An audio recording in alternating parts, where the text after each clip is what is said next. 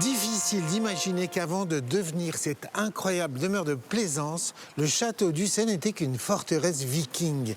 Il ne deviendra ce qu'il est qu'au XVIIIe siècle, grâce aux illustres Vauban et Le Nôtre. Mais c'est aussi un lieu qui a inspiré Charles Perrault pour l'un des contes les plus connus au monde, La Belle au bois dormant.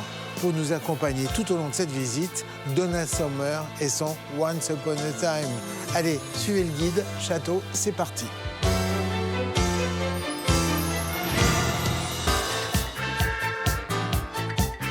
Bonjour Stanislas. Bonjour, bienvenue au château d'Ussé.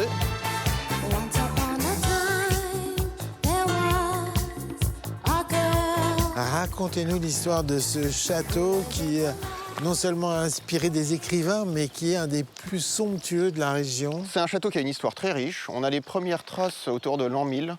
C'était la tour de la prison qu'on peut voir en face, un simple donjon. On avait les Vikings qui remontaient la Loire, ça paraît étonnant aujourd'hui, mais les Vikings remontaient la Loire, et c'est un seigneur viking qui a installé sa tour ici. D'accord, donc les Vikings descendaient jusque... Ils longeaient la côte jusqu'à l'embouchure de la Loire. Jusqu'à l'embouchure de la Loire. Ils le faisaient avec l'embouchure de la Seine aussi, enfin des grands fleuves, et ils utilisaient les grands fleuves pour pénétrer en profondeur et pour, on peut imaginer, piller et ramener du butin. Et certains s'installaient, ce qui a été le cas de Gueldin Ier qui s'est installé ici. Comment s'appelait-il ? Gueldin Ier. Gueldin Ier. Alors vous n'êtes pas le descendant direct de Gueldin Ier. À moins que ce soit un hasard, par ma connaissance en tout cas, c'est un sacré hasard. J'ai envie de dire que vous avez quand même une belle tête de viking. Oui, mais peut-être pas de Gueldin Ier, il y a dû y en avoir d'autres. Donc on est 10e siècle au niveau de la tour. Alors la base est 10e siècle, elle a été retouchée après, bien sûr. Elle a été modifiée de nombreuses fois. Et au 15e siècle, on a, à la fin de la guerre de Cent Ans, on a un des capitaines de Charles VII qui va s'installer sur ce site et qui va faire un vrai château fort tel qu'on les avait à l'époque. Donc on est encore dans du défensif. On est toujours dans du défensif. On est à la fin de la guerre de Cent Ans. On est autour de 1480, 1470. Dans cette période-là, le château, on le date de 1485. Et là, on a une forteresse médiévale classique en quadrilatère. Et on a toujours cette dimension militaire qu'on va avoir jusqu'au XVIIe siècle. Au XVIIe siècle, c'est la Renaissance. Tout d'un coup, il y a des progrès technologiques importants, il y a des progrès architecturaux importants. Avoir une forteresse à l'époque de l'artillerie, ça a moins d'intérêt. Donc les châteaux vont devenir des demeures de plaisance et de prestige aussi, surtout. Et au XVIIe siècle, le marquis de Valentinet va faire la cour d'honneur telle qu'on la voit aujourd'hui, avec des sculptures, des murs beaucoup plus fins, des fenêtres beaucoup plus grandes, un style beaucoup plus Renaissance. On n'a plus l'architecture austère qu'on avait au Moyen-Âge. Le but était de montrer son pouvoir et sa puissance, et plus de se défendre face aux invasions. Alors, pour faire ces travaux, est-ce qu'il va faire venir des grands personnages de l'extérieur ? Alors, il y a beaucoup de personnages de la cour de Louis XIV qui vont venir à ce moment-là. Il y a Vauban, par exemple. Vauban ? Il avait épousé la fille de Vauban. Donc on a beaucoup de rappels de Vauban. Donc Vauban ne faisait pas que des forteresses militaires. Il ne faisait pas que des forteresses militaires. Aussi Il faisait des pavillons pour sa fille, mais pour sa fille, son beau-fils. Et il faisait les terrasses qu'on a ici. Au Moyen-Âge, on avait un coteau qui descendait sur l'Indre, mais on n'avait pas des terrasses, on n'avait pas ces murs. Et c'est Vauban qui a fait les plans de ces murs, qui n'ont aucune vocation militaire. C'est uniquement esthétique. Et il y a également Le Nôtre qui est venu à ce moment-là, qui a dessiné les terrasses telles qu'on les voit aujourd'hui. Ah, on est en un petit Versailles alors. On est dans la splendeur de Louis XIV. Valentinet avait ses entrées à la cour de Versailles, forcément. Elle était très proche du roi Louis XIV. On a Perrault, bien entendu, avec le conte de la Belle au bois dormant, qui venait souvent à Ussé. Attendez, vous allez me raconter cette histoire, parce que là, maintenant, on se retourne sur la façade. Et effectivement, il y a quelque chose d'imposant, mais de fantastique aussi, avec toutes ces sculptures, on est presque dans un conte de fées.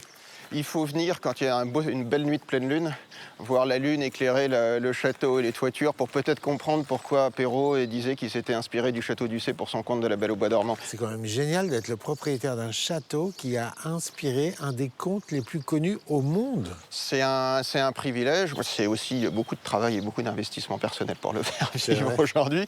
Le château a eu de nombreuses vies, ça a été une place forte militaire, ça a été un lieu de prestige, ça a été une résidence secondaire au 19e.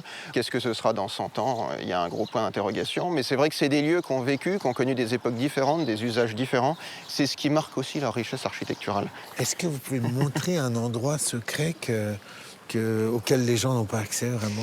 On va aller voir, je vais vous montrer un endroit amusant. On a des souterrains qui datent de l'époque médiévale et probablement même antérieure. Il y a pas mal de souterrains sur le château. Un certain nombre ont été éboulés quand Vauban a fait ses terrasses. Certains l'ont pas été. Et il y a un des souterrains qu'on utilise comme cave à vin et qui était utilisé à l'époque médiévale pour s'abriter en cas de siège ou pour évacuer le château en cas de siège.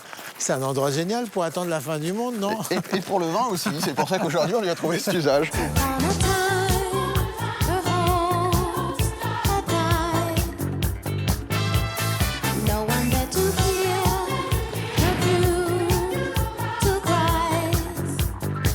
Alors ici, on est sous le château et c'est une partie du château qui a été utilisée comme cave depuis au moins le 19e. On le sait parce qu'on a par exemple des inscriptions comme ici, on a Blanc-UC 1842. Donc c'était des bouteilles qui étaient produites à UC, qui étaient stockées ici. Donc on sait qu'en 1842, déjà, ces sous-bassements du château étaient utilisés en cave. Ah ouais. La température ne bouge jamais, elle est à 14 degrés toute l'année. Il y a beaucoup d'humidité, il n'y a aucune vibration, la lumière du soleil ne pénètre jamais. Donc c'est l'endroit parfait pour conserver du vin. J'ai l'impression d'être dans une chasse au trésor. Et d'ailleurs, le voilà, le trésor, il est là sous la forme En attendant, de le bouteille. trésor, exactement. Il n'est pas en or et en argent, il est en raisin. Les galeries, il y en a partout sous le château. Il y en a un certain nombre sous le château. Qui servait à quoi? Qui servait quand le château était assiégé? Qui servait à se réfugier en cas de siège, et certaines galeries plus longues servaient à sortir du château, à pouvoir rejoindre probablement la forêt derrière. À rejoindre la forêt. Pour pouvoir se nourrir, chercher de l'eau ou de la nourriture. Sans doute que le premier usage était de se mettre à l'abri. Est-ce qu'il y a des galeries un petit peu plus en forme de boyau? Alors on va aller voir la galerie qui est la plus longue de ce qu'on connaît sous le château. Ah et c'est ouais. aussi là qu'on trouve les bouteilles les plus anciennes de la cave. On va en profiter, on va faire d'une pierre deux coups. C'est pas très haut, les gens étaient plus petits à l'époque qu'ils ne sont aujourd'hui. D'accord. Waouh. Il faut se baisser. Oh là là, donc les plus anciennes bouteilles sont où? Alors, dans les bouteilles très amusantes, on a ces bouteilles-là qui sont de 1900, qui sont des Châteaubriand de 1918. C'était les bouteilles de la Victoire à la fin de la Première Guerre mondiale. Des bouteilles de la Victoire? Mes parents en ont bu quelques-unes jusque dans les années 80. Là, ça fait un petit moment qu'on n'en a pas débouché. C'est vrai? Stanislas, venez, fait-on une victoire? Je Est-ce sais que vous pas. avez un tire-bouchon en vrai?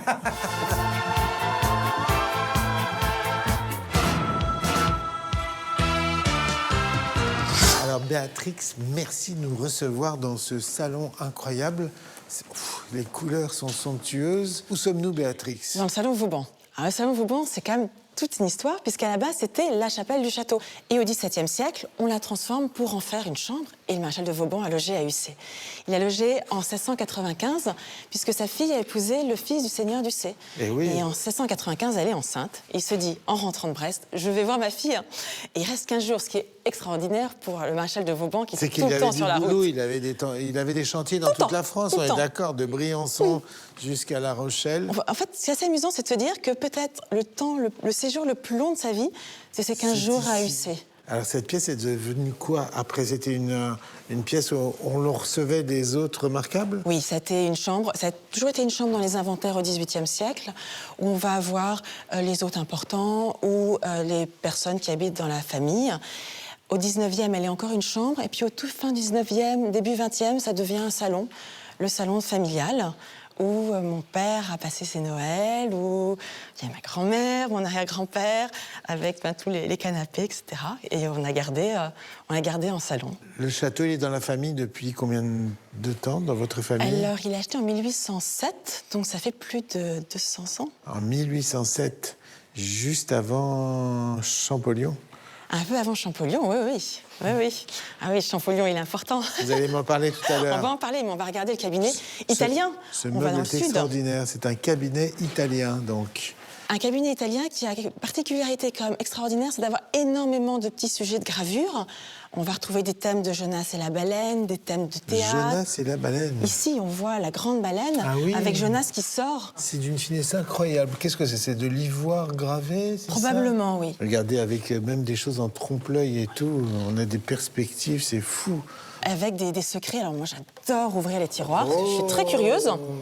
Et ce tiroir qui est sans fin et qui dévoile en plus, je sais pas, vous voyez André, des petits tiroirs à l'intérieur, Mais oui. latéraux. Les secrets qu'on pouvait mettre ici. Moi, j'ai pas trouvé de secret dedans, C'est vrai malheureusement. Non. J'aurais adoré une bague de la Renaissance, une lettre d'amour. Une lettre d'amour. Et alors, quand on se retourne, on a ce paysage incroyable et on a ces arbres, Ce sont des cèdres du Liban. des cèdres du Et Liban. ils ont été offerts par Chateaubriand à la duchesse de Duras. Donc, Duchesse de Duras qui a acheté UC en 1807, très grande amie de Chateaubriand, à qui elle a valu pas mal de postes d'ambassadeur et des postes politiques. Et pour la remercier, il lui offre ces cèdres qui sont là depuis des siècles. Oh, c'est sublime. Faut admirer la vue, c'est quand même Mais magique. oui, mais oui. Alors, vos ancêtres avaient la main verte, mais ils avaient aussi la passion pour l'Égypte. Ah oui. Si ça vous intéresse, je vous montre des documents de famille sur Champollion et sur mon arrière-grand-père qui était égyptologue. Mais non, Faisons ça, venez. Béatrix. Venez, venez.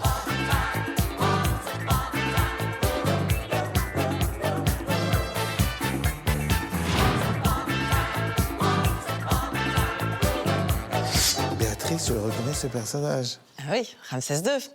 Photo du pharaon qui était un chambre de mon arrière-grand-père pour dire à quel point il avait cette passion pour l'Égypte. Et c'est une passion familiale.